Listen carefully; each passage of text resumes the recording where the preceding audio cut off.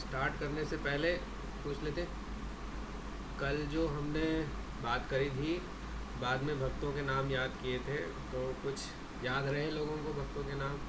किसी को याद नहीं थे, जो नया लगा हो, किसी ने सर्च किया, वो सब हम डिस्कस करेंगे इस कथा के बाद, ठीक है? चलिए आज की कथा लेते हैं। दूसरे अध्याय का महत्व क्या है? तो भगवान कहते हैं, लक्ष्मी जी, प्रथम अध्याय के महात्म का उत्तम उपाख्यान मैंने तुम्हें सुना दिया। अब अन्य अध्यायों के महात्म श्रवण करो। दक्षिण दिशा में वेद वेदता ब्राह्मणों के पुरंदर नामक नगर में श्रीमान देव शर्मा नाम के एक विद्वान ब्राह्मण रहते थे। वे अतिथियों के पूजक, स्वाध्यायशील, वेद शास्त्रों के विशेषज्ञ, यज्ञों का अनुष्ठान करने वाले और तपस्वियों के सदा ही प्रिय थे। उन्होंने उत्तम द्रव्यों के द्वारा अग्नि में हवन करके दीर्घ काल तक देवताओं को तृप्त किया, किंतु उन धर्मात्मा ब्राह्मण को कभी सदा रहने वाली शांति न मिली। वे परम कल्याण में तत्व का ज्ञान प्राप्त करने की इच्छा से प्रचुर सामग्रियों के द्वारा सत्य संकल्प वाले तपस्वियों की सेवा करने लगे। इस प्रकार शुभ आचरण करते हुए उन्हें बहुत समय बीत गया।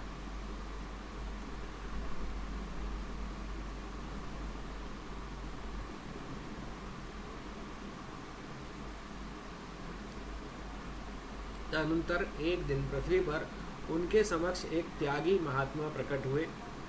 वे पूर्ण अनुभवी, आकांक्षा रहित, नासिका के अग्रभाग पर दृष्टि रखने वाले तथा शांत चित्त थे। निरंतर परमात्मा के चिंतन में संलग्न हो वे सदा आनंद विभोर रहते थे। देव शर्मा ने उन नित्य संतुष्ट तपस्वी को शुद्ध भाव से प्रणाम किया और पूछा, महात्मन, मुझे इस शांतिमय स्थिति कैसे प्राप्त हो?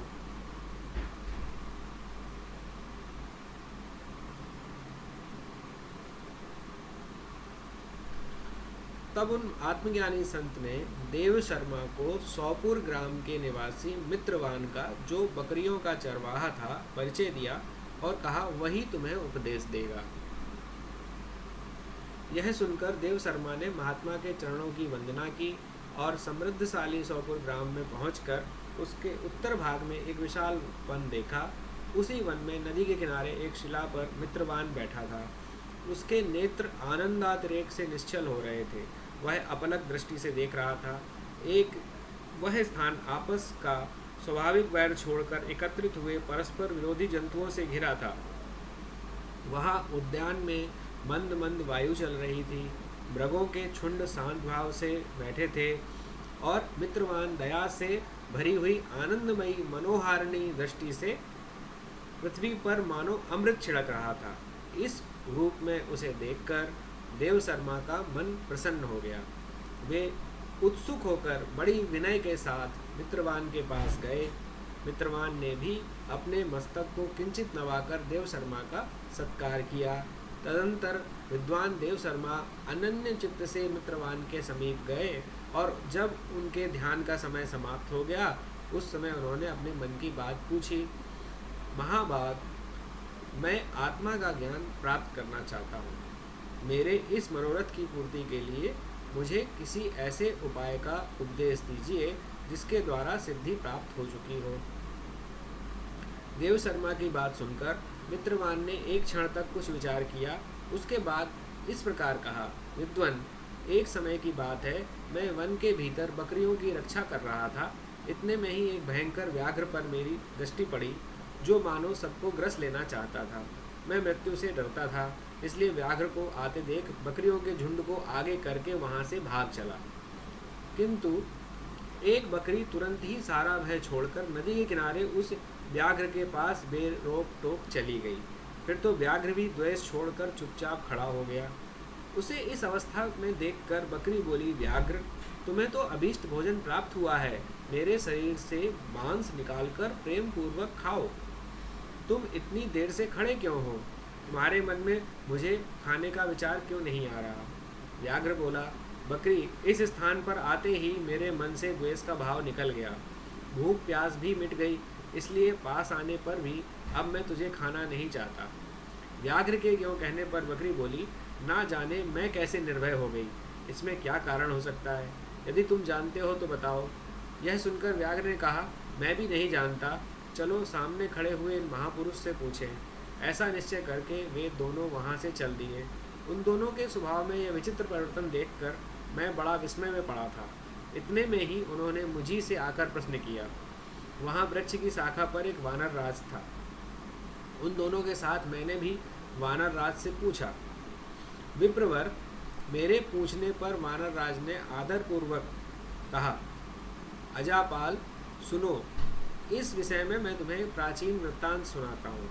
यह सामने वन के भीतर जो बहुत बड़ा मंदिर है, उसकी ओर देखो, उसमें ब्रह्मा जी का स्थापित किया हुआ एक शिवलिंग है। पूर्व काल में यहाँ सुकर्मा नामक एक बुद्धिमान महात्मा रहते थे, जो तपस्या में संलग्न होकर इस मंदिर में उपासना करते थे। वे वन में से फूलों का संग्रह कर लाते और नदी के जल से पूजनीय भगवान शंकर को स्नान कराकर उन्हीं से उनकी पूजा किया करते थे। इस प्रकार आराधना का कार्य करते हुए सुकर्मा यहाँ निवास करते थे। बहुत समय के बाद उनके समीप किसी अतिथि का आगमन हुआ। सुकर्मा ने भोजन के लिए फल लाकर अतिथि को अर्पण किया और कहा, विद्वान, मैं केवल तत्व ज्ञान की इच्छा से भगवान शंकर की आराधना करता हूँ। आज इस आराधना का फल परिपक्व होकर मुझे मिल गया, क्योंकि इस समय आप जैसे महापुरुष ने मुझ पर अनुग्रह किया है। सुकर्मा के ये मधुर वचन सुनकर तपस्या के धनी महात्मा अतिथि को बड़ी प्रसन्नता हुई। उन्होंने एक शिलाखंड पर गीता का दूसरा अध्याय लिख दिया और ब्राह्मण को उसके पाठ एवं अभ्यास के लिए आज्ञा देते हुए कहा, ब्राह्मण, इससे तुम्हारा आत्मज्ञान संबंधी मनोरथ अपने आप सफल हो जाएगा। यों कहकर वे बुद्धिमान तपस्वी सुकर्मा के सामने ही उनके देखते देखते अंतर्ध्यान हो गए। सुकर्मा विस्मित होकर उनके आदेश के अनुसार निरंतर गीता के द्वितीय अध्याय का अभ्यास करने लगा। तदनंतर दीर्घ काल के पश्चात अंतःकरण शुद्ध होकर उन्हें आत्मज्ञान की प्राप्ति हुई। फिर वे जहाँ जहाँ गए वहाँ का तपोवन शांत हो गया। उसमें शीत, उष्ण और राग द्वेष आदि की बाधाएं दूर हो गई। इतना ही नहीं, उन स्थानों में भूख प्यास का कष्ट भी जाता रहा तथा भय का सर्वथा अभाव हो गया। यह सब द्वितीय अध्याय का जप करने वाले सुकर्मा ब्राह्मण की तपस्या का ही प्रभाव समझो।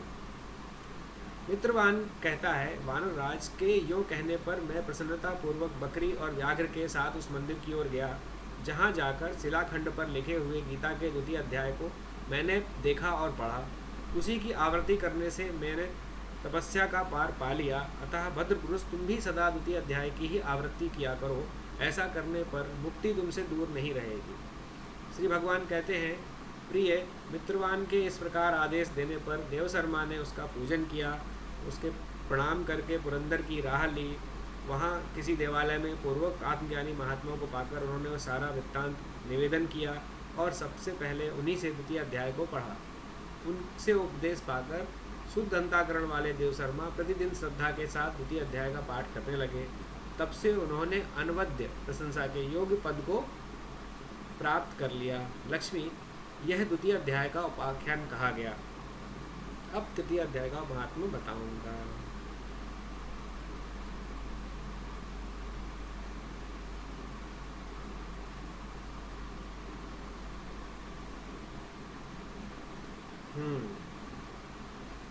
इस बार दिख रहा था ना जो हम पढ़ रहे थे, आसान हो गया होगा उसको समझने में। हाँ, तो आज की कहानी तो बहुत ही आसान थी।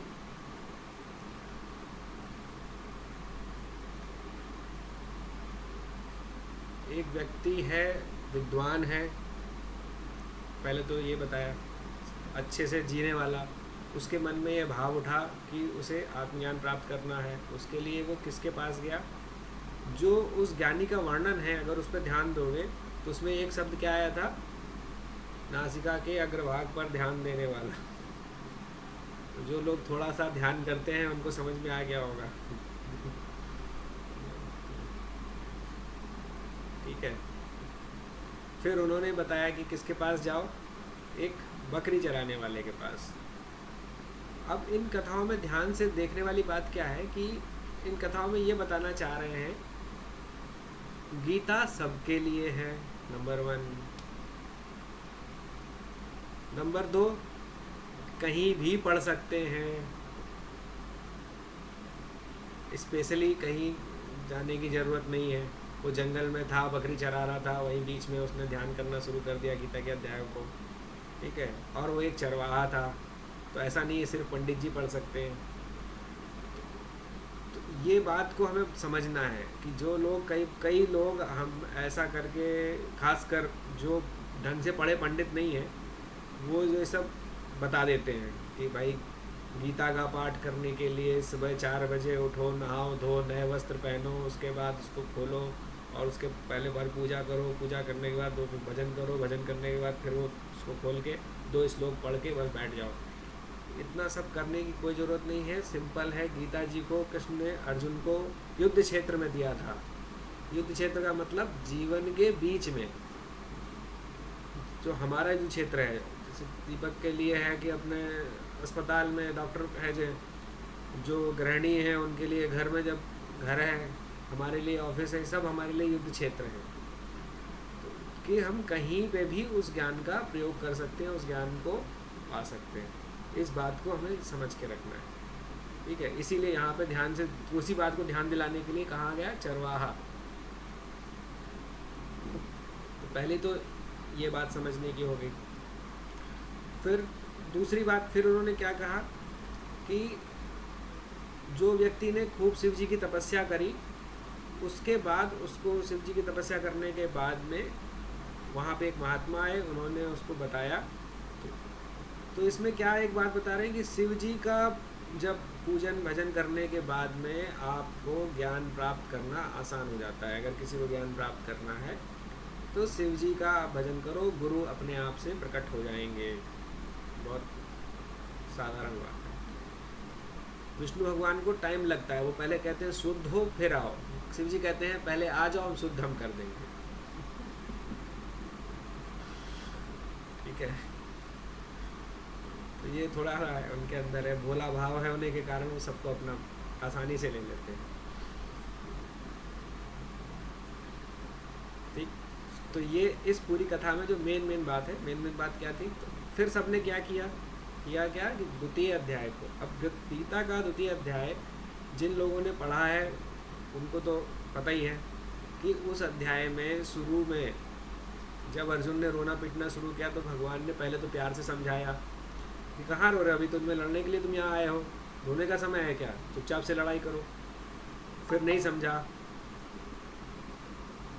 तो उसके बाद फिर भगवान ने क्या समझाया, फिर उसको सांख्य शास्त्र का ज्ञान दिया कि आत्मा अजर है, अमर है, ये ज्ञान दिया है ना। कुछ शुरुआत के श्लोक हैं, जब याद आ रहा होगा ना, नयनम छिंदंती शस्त्राणी नयनम दहति पावका, इस तरह के कई सारे श्लोक हैं ना।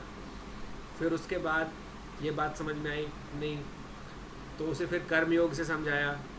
कर्मयोग में क्या बताया कि कर्म किए जा, फल की चिंता मत कर, कर्मण्येवाधिकारस्ते मा फलेषु कदाचन, ठीक है। ये वाले इस तरह के जो बहुत सारे श्लोक हैं, समत्तम योग उच्यते, समता रखो, लाभा लाभो जया जय, है ना। ये सारे जो श्लोक हैं ऐसे करके समझाया, उसको कर्मयोग समझाया।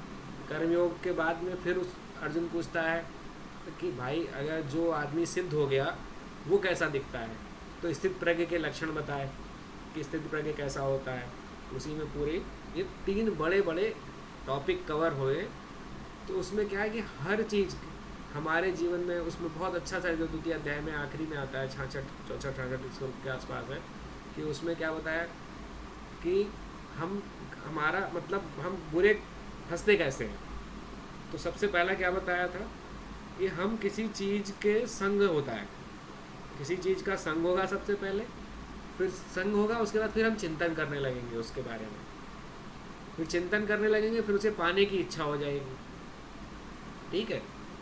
पाने की इच्छा करेंगे, अगर नहीं पा पाएंगे तो क्या होगा, क्रोध उठेगा।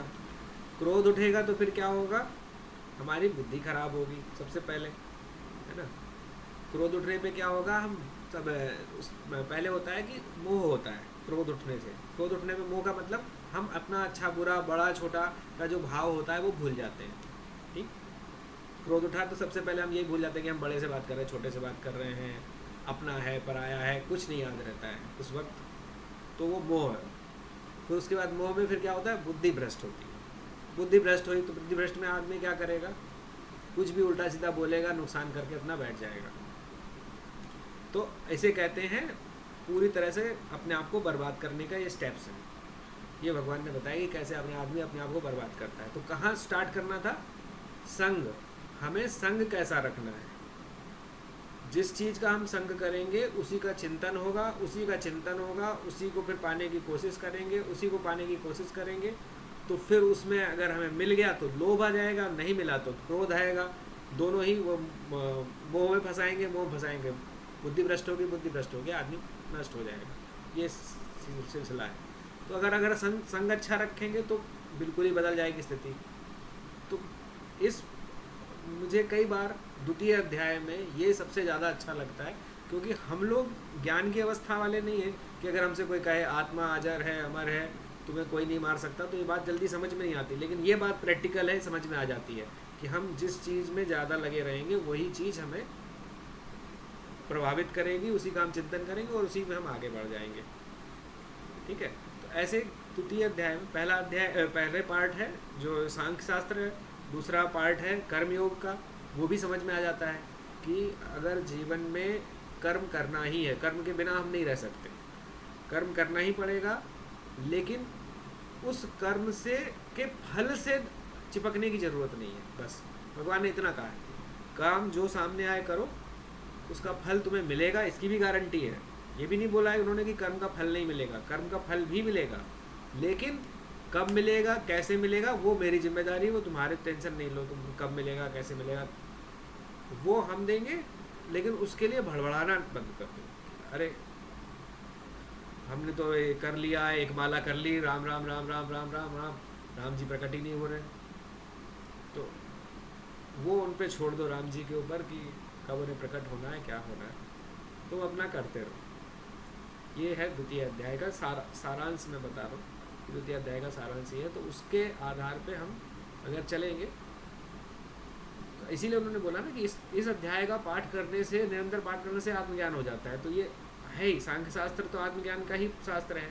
फिर जिनको सांख्य शास्त्र समझ में नहीं आता है उनके लिए आसान के लिए उन्होंने बताया कर्मयोग, कि भाई काम करना तो सबको आता है, काम तो अपना कर ही रहे हो, काम को ऐसे करने लगो, जो काम किया भाई मेरा नहीं है, भगवान का है, कर दिया, निश्चिंत होकर बैठ गए, उनका काम था, वो जाने उसका क्या फल देना है ना। जब हम अपना दूसरे का काम करते हैं तो हम उसकी चिंता नहीं करते, फल की चिंता तभी करते हैं जब हम सोचते हैं कि ये मेरा है।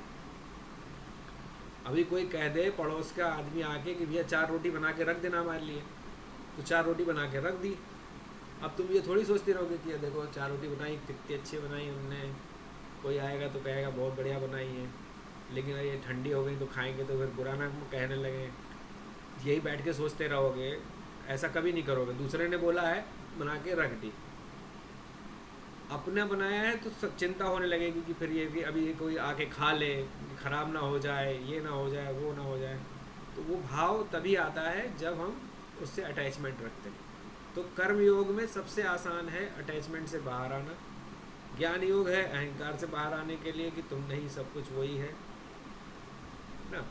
तो उसके बाद उन्होंने फिर सिद्धों के लक्षण बताए। स्थित प्रज्ञ कैसा होता है, जिसका इंद्रियों पे संतुलन है, जो ना सुख में ना दुख में वो हिलता डुलता नहीं है। ये सारी बातें भगवान ने बताई द्वितीय अध्याय के बारे में। ठीक, तो द्वितीय अध्याय में 72 श्लोक हैं। आप सबसे विनती है कि उसको पढ़िएगा जब भी समय मिले और आनंद लीजिए। ठीक है, अभी भी कोई प्रश्न बचा है? मेरे ख्याल से कोई प्रश्न तो बचा नहीं होगा, लेकिन हो तो हमारे पास टाइम है, डिस्कस कर सकते।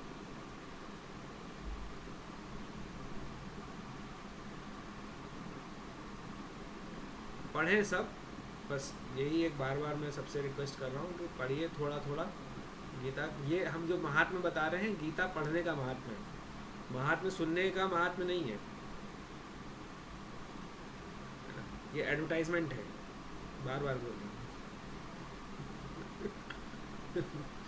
एडवर्टाइजमेंट की तरह लेना है कि उससे फ़ायदा क्या होगा। उसको मेन चीज़ है गीता, वो आप पढ़िए। एक बात पूछे, हम हाँ। अगर संस्कृत में पढ़ते हैं ना, हाँ हाँ तो हमको तो फिर वो हिंदी में संस्कृत में लगे रहते हैं, और अगर हम हिंदी में पढ़ते रहते तो हमें अच्छा लगता है। अरे तो किसने मना किया आपको हिंदी में पढ़ने से? आप हिंदी में पढ़िए। तो संस्कृत ना पढ़े तो कोई बात नहीं ना। देखिए, संस्कृत जबरदस्ती नहीं है, आपको अपनी खुशी होती है तो आप पढ़िए। इम्पॉर्टेंट चीज़ है उस ज्ञान को जीवन में अपनाना, है ना? ये बात बस ध्यान रखना है। जैसे भूख लगी है तो खाना खाना इम्पॉर्टेंट है। सोने की थाली में, कांच की थाली में, स्टील की थाली में, कि सीधे सीधे कढ़ाई में खाना, उससे कोई फ़र्क नहीं पड़ता है। खाना गया, पेट भरा, वो जो आनंद मिला वही इम्पोर्टेंट है। इम्पोर्टेंट ये नहीं है कि आपने सोने की थाली में खाना खाया था कि कढ़ाई में खा लिया था बना बनाया डायरेक्ट उठा के। तो वो है, तो आप श्लोक पढ़ेंगे या वो अर्थ पढ़ेंगे, उससे ज़्यादा फ़र्क नहीं पड़ेगा। फ़र्क उनको पड़ता है जिन्हें ये भाव रहता है जिनके मन में कि भगवान ने तो इस तरह से कहा था, तो भगवान ने ही कहा था, तो ऐसा महसूस कर रहे हैं कि भगवान हमें बोल रहे हैं अभी। वो जो भक्ति वाली स्थिति में आते ना कि हमें संस्कृत इसलिए पढ़ने का मन करता है, जब मेरा मन तो केवल यही है कि ऐसे ही भगवान ने बोला होगा, ऐसे ही अर्जुन ने सुना होगा। तो अभी जब मैं पढ़ रहा हूँ तो मेरे कान में शायद वैसे ही जा रहा है कि जैसे अर्जुन के कान में गया होगा, तो उस भाव में। तो इसका कोई संस्कृत का वैसा नहीं है। अब देखिए ना, हम संस्कृत के विद्वान हैं ना आप हैं, संस्कृत पढ़ने के बाद ऐसे ही लगता है जैसे कुछ सुन लिया। अब मुझे अच्छा इसलिए लगता है कि भाई मुझे मैं फील कर रहा हूँ कि भगवान ने बोला, इसलिए भाई प्रेम के कारण अच्छा लग रहा है। उसका मतलब समझ में आया ना आए, लेकिन प्रेम है। अब लेकिन वही चीज़ अगर कोई फ्रेंच में बोले मान लो, जिसमें कुछ भी नहीं समझ में आया, तो हम क्या मतलब है फ्रेंच में। लेकिन अगर भाव हो जाए, जैसे गुरु जी हैं, अभी कभी कभी आप सत्संग में ध्यान से देखना, कभी तेलुगु में, तमिल में वो बोलते हैं, हम तब भी बड़े प्रेम से सुनते हैं, अच्छा लगता है हमें। और कई बार हमें बात भी समझ में आ जाती है, हमें खुद आश्चर्य होता है कि हमें समझ में भी आ गई यही बोला। तो वो प्रेम का कहानी अलग है। लेकिन प्रैक्टिकल बात जहाँ तक है कि अगर समझने के लिए आपको, तो आप कोई कंपल्सन नहीं है संस्कृत पढ़ना, हिंदी पढ़िए। जो श्लोक अच्छा लगे, जैसे कुछ होता है ना कि कुछ श्लोक अच्छा लगता है तो उसको याद कर लिया, पढ़ लिया, वैसे तो अलग बात है। कि जैसे सबको याद है यदा अदा ही धर्मस्य वाला, तो महाभारत में सबको याद करा दिया था ना। तो ऐसे कई श्लोक हैं, बहुत सुंदर सुंदर श्लोक हैं, तो उनको याद कर सकते हैं, याद करें। लेकिन मूल है ज्ञान, उसको जीवन में अपनाना है। कि जैसे आत्मज्ञान के जो पैदा हो, मतलब सांख्य शास्त्र में क्या है, आत्मा अजर है, अमर है, हम शरीर नहीं है, इस बात को पक्का करना है। रोज़ रोज़ याद करना है कि मैं शरीर नहीं हूँ। कैसे याद करेंगे भाई? हम जब छोटे बच्चे थे, बड़े हो गए, बूढ़े हो गए, शरीर मोटा हो गया, पतला हो गया, हम वहीं के वहीं हैं। हमें यह महसूस ही नहीं होता है कि हम बड़े हो गए, हमें महसूस ही नहीं होता है कि हम बूढ़े हो गए, हम महसूस ही नहीं कर पा रहे हैं कि हमारे 40 साल 45 साल हो गए, कि हमारे 20 साल हो गए, कि 60 साल हो गए। इस बात का हमें अगर ध्यान से देखें तो कोई दूसरा ने याद दिलाए, अगर हम शीशा ना देखें तो हमें कभी महसूस नहीं हो रहा है। तो हम शरीर नहीं है ना, तभी अगर शरीर होते तो तुरंत महसूस हो जाता है। तो वो बात याद दिलानी है बार बार कि मैं शरीर नहीं हूँ। ये सांख्य शास्त्र का बस मूल मतलब इतना है, मैं शरीर नहीं हूँ। आप शरीर नहीं है तो शरीर से संबंधित जितनी चीज़ें हैं वो आपकी नहीं हो सकती, शरीर की है। नाते, रिश्तेदार, घर, मकान, कपड़े लत्ते, सोना चांदी, गाड़ी घोड़ा, सब शरीर का है, वो भी मेरा नहीं है। तो जब ये भाव बार बार पक्का करेंगे तो सांख्य शास्त्र पक्का हो रहा है। कर्मयोग पक्का करना है तो बस जो काम कर रहे हैं वो हमारा प्रभु की सेवा के लिए है। सांस भी ले रहे हैं, इस शरीर को संभाल भी रहे हैं, क्योंकि इस शरीर उनका मंदिर है, इस शरीर में वो निवास करते हैं। तो इस शरीर को भी संभालना है, इस शरीर की भी सेवा करनी है, इसको भी समय पे खाना देना है, इसको साफ़ सुथरा रखना है। तो ये शरीर की सेवा कर रहे हैं, ये भी इस भाव से कि क्योंकि भगवान का मंदिर है इसलिए शरीर की सेवा कर ली। अपने आसपास जो लोग रहते हैं उनकी सेवा इसलिए करी क्योंकि वो भी उन्हीं के रूप हैं, उन्होंने ये दुनिया बनाई है, उनका ही रूप दुनिया है, उसकी सेवा कर ली। तो ये कर्मयोग पक्का हो गया बस। और सबसे प्रेम करें तो भक्ति योग पक्का है ही है, सब उसी के रूप में है, तो सबसे प्रेम करें। जो उनकी याद दिला दे, कोई भी चीज़ उनकी याद दिला दे, उस वही सब उनकी याद दिलाने लगे तो सबसे प्रेम हो जाएगा। जो चीज़ उनकी याद दिलाती है उससे प्रेम हो जाता है। तो वो भाव, तो भक्ति योग ऐसे करके भक्ति योग पक्का होने लगता है। थोड़ी देर प्राणायाम कर लिया, ध्यान कर लिया, तो ये राजयोग हो गया। जप कर लिया तो जप योग हो गया। बस ऐसे करके मुक्त हो गए। और कोई है जो मुक्त नहीं है बताओ? और कोई प्रश्न है? नीति जी आपने कुछ हाथ उठाया था कि ऐसे लगा था मुझे?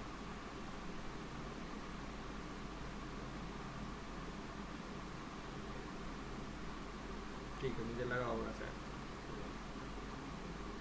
हाँ भैया जी, हाँ अभी जैसे ये जो है, हम कर सकते हैं जैसे इंग्लिश वाला पढ़ रही हूँ तो श्लोक पढ़ लेते हैं, मगर इसको याद नहीं होता है, मीनिंग समझते हैं उसका, तो श्लोक याद करना कितना मतलब श्लोक तो याद नहीं होता है, बस हम वो श्लोक एक बार रीड कर लिया, बाकी मीनिंग में नहीं चले जाते हैं। ये बताओ, मुझे देख के लगता है मैं होशियार हूँ गीता का, मैं पढ़ा रहा हूँ, टीचर हूँ तो लोगों के लिए नॉर्मल, मुझे हाँ कोई एक भी लगता श्लोक है, याद नहीं है। अगर कोई मेरे मुझको से, नहीं लगता। मैं वो हूँ जिसको जिसको मतलब मेरी फैमिली के सब लोग मेरे पे हंसते हैं कि ये ऐसा आदमी है पूजा करते करते हनुमान चालीसा भी भूल जाता है। तो याद करने के मामले में मैं कोई बहुत अच्छा खुद नहीं हूँ, तो मैं सबसे किसी से नहीं कहता हूँ कि भाई कि याद कर लो। हाँ, याद हो जाए तो बहुत खुशी की बात, हम भी प्रणाम करेंगे। क्योंकि गांधी जी ने एक काम किया था, मैं वो बता सकता हूँ। जब गांधी जी ने गीता की कमेंट्री जो करी है, एक छोटी सी है गांधी जी गीता कमेंट्री, उसको पढ़ा मैंने, तो उसमें उन्होंने बताया है कि वो क्या करते थे कि उन्होंने वो भी अंग्रेजों के वहाँ सीख के आए थे ना, तो ब्रश व्रश करने की आदत थी उनको, तो ब्रश करते थे गांधी जी। तो मतलब उस पुराने ज़माने में भी दातुन वाले नहीं थे, वो ब्रश करने वाले थे। तो उन्होंने क्या किया था कि अपने उसके ऊपर जो शीशा होता है उस पर एक एक श्लोक का वो चिपका देते थे। तो वो रोज़ एक दिन तक उनका, वो जब भी जा रहे हैं उसके पास में जा रहे हैं तो वो श्लोक उनको दिख जाता था और उस श्लोक को पढ़ते रहते थे। ऐसे करके वो गांधी जी उसको याद करते थे, क्योंकि उनको वो चाहते थे याद करना। याद अच्छा, कर, हमारा यहाँ चाहत ही नहीं होती है याद करना, हमारा बस होता है कि हमने रीड करा इसको, मतलब रीड भी कर लिया तो उसका मीनिंग समझ लिया बस कि क्या हाँ मतलब क्या कन्वे कर रहा है, और मतलब अंदर से भी वो ऐसी चाहत नहीं बनी है कि हम उसको याद करें, कंठस्थ करें, कोई ज़रूरत नहीं है फिर। भाव अगर से देखिए, आया जब है। तक मन में भाव नहीं जग रहा कोई समस्या, लेकिन ये जरूर होना चाहिए कि जो इसका मीनिंग है वो हम अपने जीवन में कैसे अपनाएं। अगर इसका भी भाव हाँ नहीं बन रहा है तो गड़बड़ है। इसके नहीं, वो तो आती है ना। अब ये चीज जो है ना, हम बचपन से सुनते आ रहे हैं, कर्म करो फल की चिंता मत करो, हम्म, और इंसान का जीवन भी कर्म प्रधान है, कर्म नहीं होता है तो भी वो तावरा बना फिरता रहता है कि भैया क्या किया जाए, है ना। काम तो चाहिए, काम करने के लिए कर्म कर्म होना चाहिए, चाहे वो घर में जो रह रही गृहस्थी को संभालती हुई लेडी हो, वह भी काम में लगी रहती है कि चलो आज ये सफाई कर लूँ, वो कर लूँ, ये संभाल लूँ, वो संभाल लूँ, या फिर कोई वर्किंग फीमेल भी हो तो वो भी अपने उसमें लगी रहती है। तो कर्म प्रधान तो है, मगर हम जो ये चीज बोल मतलब समझते हैं, मगर उसको उतार नहीं, मतलब मैं तो नहीं उतार पा रही हूँ कि कर्म करो और फल की इच्छा ना करो। ठीक है, तो वो खाना ही बना रहे हो, कोई गेस्ट आया है, हम खाना बना रहे हैं, हम ये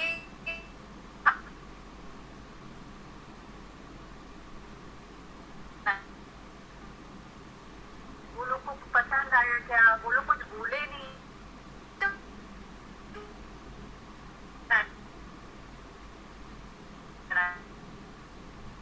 आपकी आवाज़ कट रही है, फिर भी मैं समझ गया क्वेश्चन, आंसर करता हूँ। अगर आवाज़ आ रही है तो मतलब मेरी आवाज़ आ रही तो मैं आंसर करता हूँ, ठीक है। है इम्पॉर्टेंट क्वेश्चन और टाइम हो गया है हमारा, तो जो लोग जाना चाहें वो आराम से जा सकते हैं, ठीक है, कोई ज़बरदस्ती नहीं है।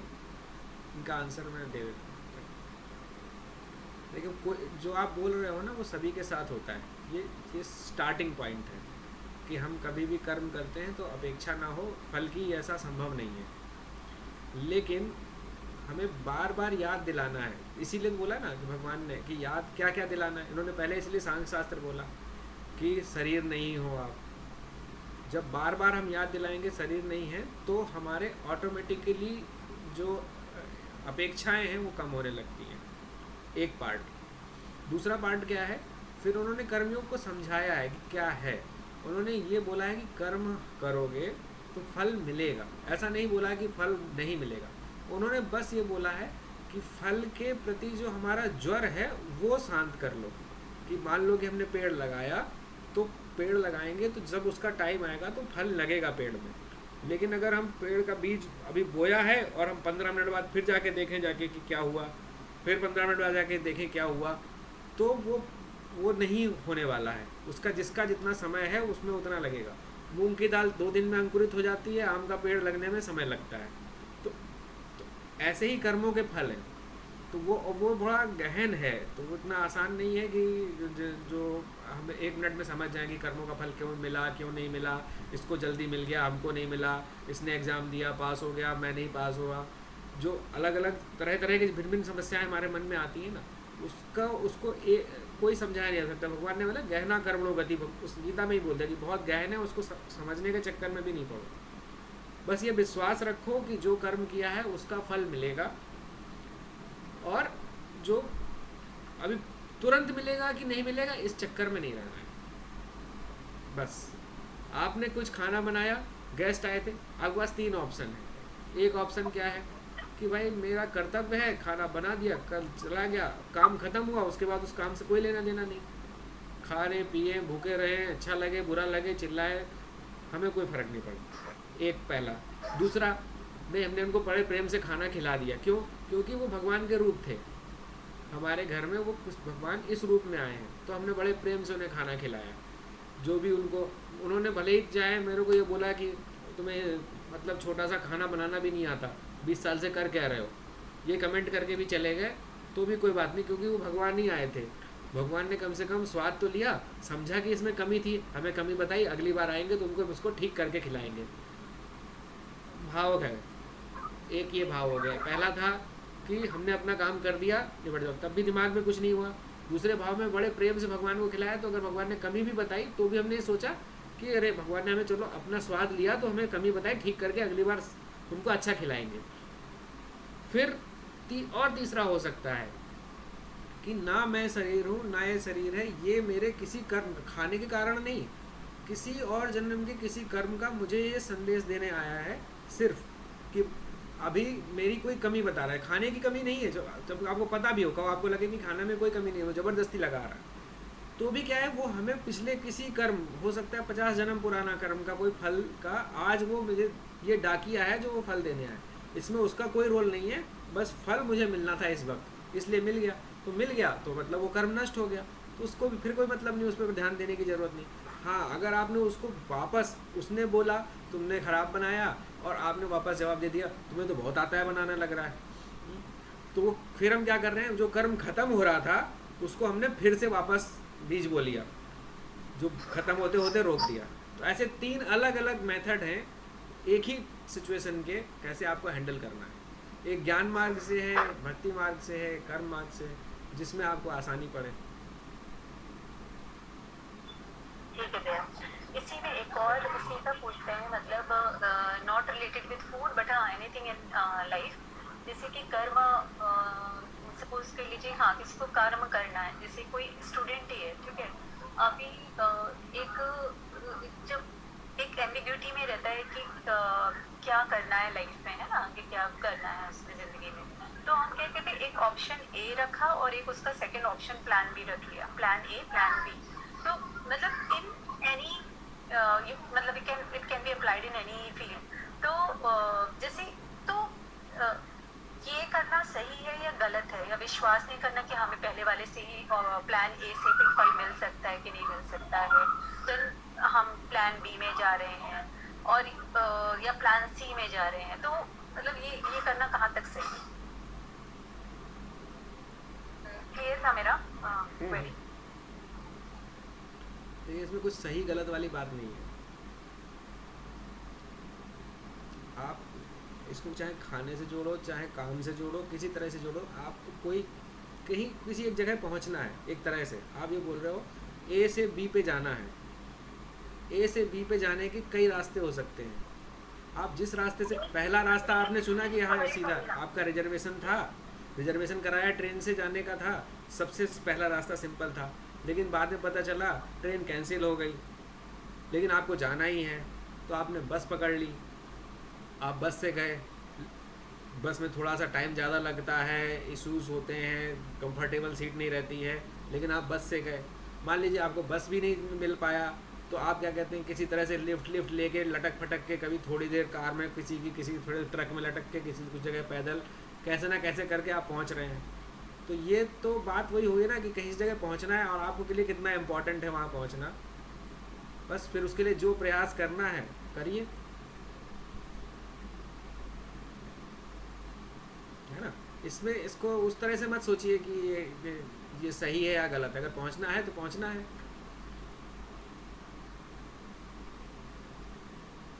ये प्लान के चक्कर में नहीं रखिए। टारगेट है वहाँ पहुँचना, कैसे पहुँचना है इस चक्कर में नहीं रहना है। हाँ, कोई गलत रास्ता नहीं अपनाना है, एक जो सही रास्ते हैं उसी की तरफ। ठीक है, अब मेरे ख्याल से ज़्यादा ही देर हो रही है लोगों को। और प्रश्न होंगे तो कल कल ले लेंगे हम लोग।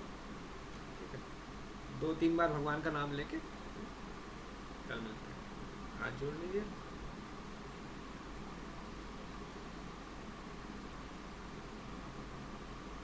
ओम नमो भगवते वासुदेवाय। ओम नमो भगवते वासुदेवाय। ओम नमो भगवते वासुदेवाय। ओम शांति शांति शांति।